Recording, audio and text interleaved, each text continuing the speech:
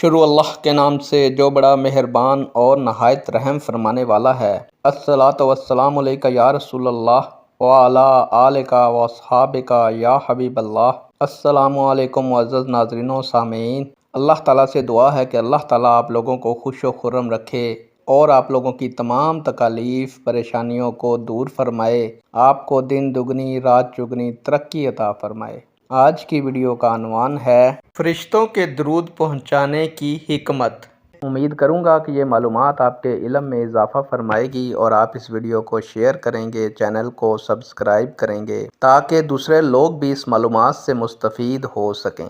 بڑھتے ہیں ویڈیو کی جانب۔ معزز ناظرین و سامعین، حضور اکرم صلی اللہ علیہ وآلہ وسلم جس کا درود چاہیں خود بھی سماعت فرمائیں، لیکن اس کے ساتھ ساتھ آپ صلی اللہ علیہ وآلہ وسلم کی بارگاہ اقدس میں تحائف کی صورت میں درود پیش بھی کیا جاتا ہے۔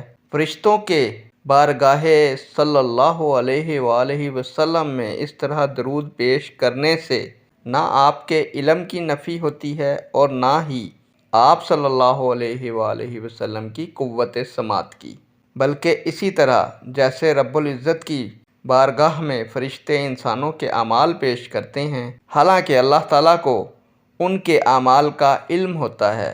فقط کسی چیز کے پیش کرنے سے علم وغیرہ کی نفی کا معنی لینا درست نہیں، بلکہ درود پاک بارگاہ اقدس میں پہنچانے کی صورت میں حضور اکرم صلی اللہ علیہ وآلہ وسلم کی حیات کا ثبوت ملتا ہے، کیونکہ درود پہنچانے کی صورت میں بھی حضور صلی اللہ علیہ وآلہ وسلم کی بارگاہ میں فرشتوں کا اس کو پیش کرنا اور یہ عرض کرنا کہ فلاں ابن فلاں نے یہ درود پڑھا ہے، اور آپ صلی اللہ علیہ وآلہ وسلم کا اس کو سننا، پھر آپ صلی اللہ علیہ وآلہ وسلم کا اس درود کا جواب مرحمت فرمانا، یہ تمام امور حضور نبی اکرم صلی اللہ علیہ وآلہ وسلم کی حیات مبارکہ پر دلالت کرتے ہیں۔